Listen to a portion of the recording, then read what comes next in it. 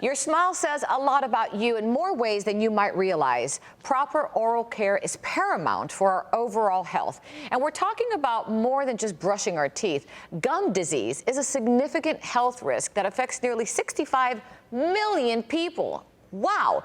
Today we're learning more about the signs, symptoms, and treatment options of gum disease, otherwise known as periodontitis, which is a chronic bacterial infection that cannot be cured and only managed. Joining us are doctors Hazel Glasper, a general dentist, and Brett Seelove, a cardiologist. Welcome to the show. Thanks for having us. Thanks. All right, so we have a lot to get to. Dr. Glasper, let me start with you. I mean, 65 million people, that's a lot of people. So why is it so important to know about this disease?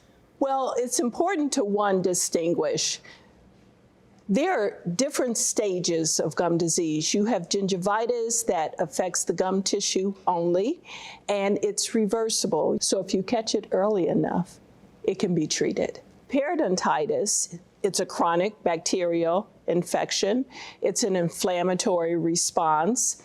It affects not only the gum tissue, but the bone. It is irreversible. It can go into remission, but it cannot be cured. So that's really important to know. It's also important to know that it's a silent disease. It could be asymptomatic. So you need to know the signs and symptoms, what to look for. Let's go over them real quick if possible. What are they?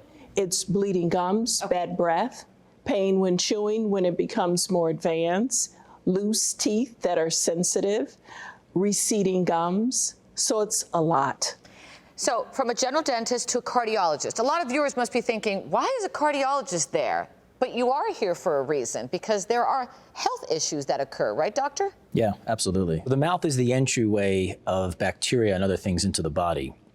And we know that inflammation in the mouth can contribute to systemic inflammation in your body, which is overall a bad thing, from mental health to orthopedic health, but also cardiac health, heart health. So once a diagnosis is made, what are some treatment options? Scaling and root planing or deep cleaning, where you're removing the bacteria, the plaque, the calculus, and you can use various instruments to do that.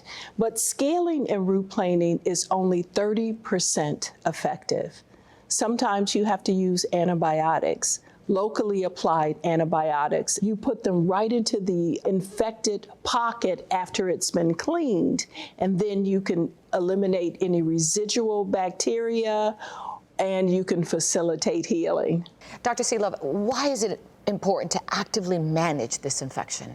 The rheumatological arena, other inflammatory bowel diseases have been known for over a decade to cause systemic inflammation, which, as I said earlier, is not good for your overall body as well as your heart health. It's its own even heart risk. So what happens in the mouth and the inflammation in the mouth needs to be part of that dialogue.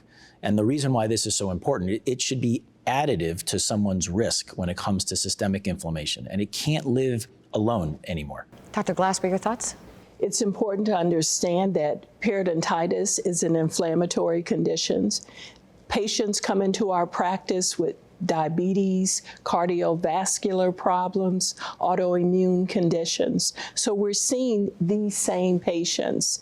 Inflammation in the mouth is causing inflammation in the rest of the body.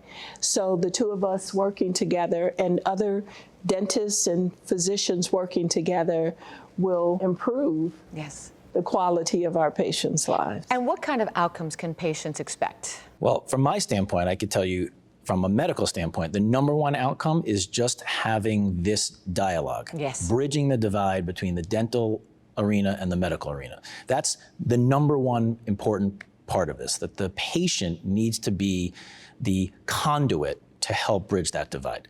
And they will be healthier just overall if the medical world can also, again, bridge into the dental world. Dr. Glasper? Less inflammation, healthier patients. That's right. So for our viewers who'd like more information, where can they go?